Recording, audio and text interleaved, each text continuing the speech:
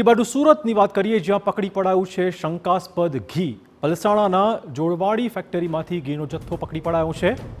પોલીસે રેડ પાડીને 14 લાખનું ઘી પકડી પાડ્યું છે. શિવશક્તિ ફૂડ ડેરીના ગોડાઉનમાંથી લેબલ માર્ક વગરનું ઘી કબજે કરાયું છે. અલગ અલગ પૂઠાના બોક્સમાં રાખેલું ઘી હાલમાં કબજે કરાયું છે. FSL ટીમને સાથે રાખીને તપાસના સેમ્પલ મેળવી લેવાયા છે.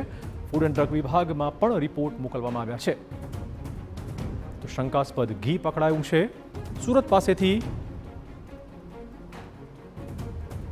14 લાખ રૂપિયાનું શંકાસ્પદ ઘી પકડી પડાયું છે. FSLની ટીમને સાથે રાખીને આ ગોડાઉન પર તપાસ કરવામાં આવી હતી. કોઈ પણ લેબલ માર્કા વગરનું આ ઘીનો જથ્થો પકડી પડાયો છે. આ ઘીના જથ્થાના નમૂના લઈને પરીક્ષણ માટે મોકલી અપાયા છે. લગભગ 14 લાખ રૂપિયાની આસપાસનું ઘી હાલમાં સુરતમાંથી કબજે કરાયું છે. પલસાણા પાસેનો એક ફેક્ટરીનો બનાવ છે. પોલીસે રેડ પાડી અને 14 લાખનું ઘી, શંકાસ્પદ ઘી હાલમાં પકડી પડાયું છે. શિવશક્તિ ફૂડ ડેરીના ગોડાઉનમાંથી આ ઘી કબજે કરાયું છે. આ ગોડાઉનના માલિકની તપાસ ચાલી રહી છે. અલગ અલગ પૂઠાના બોક્સમાં આ ઘી રાખવામાં આવ્યું હતું.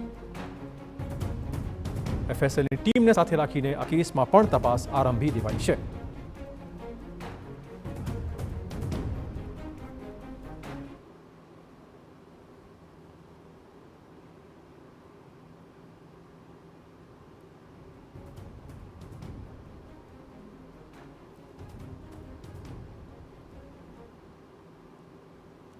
વધુ વાત કરવા જોડાશે અમારા સંવાદદાતા બળદેવ. બળદેવ, શું વધુ વિગતો?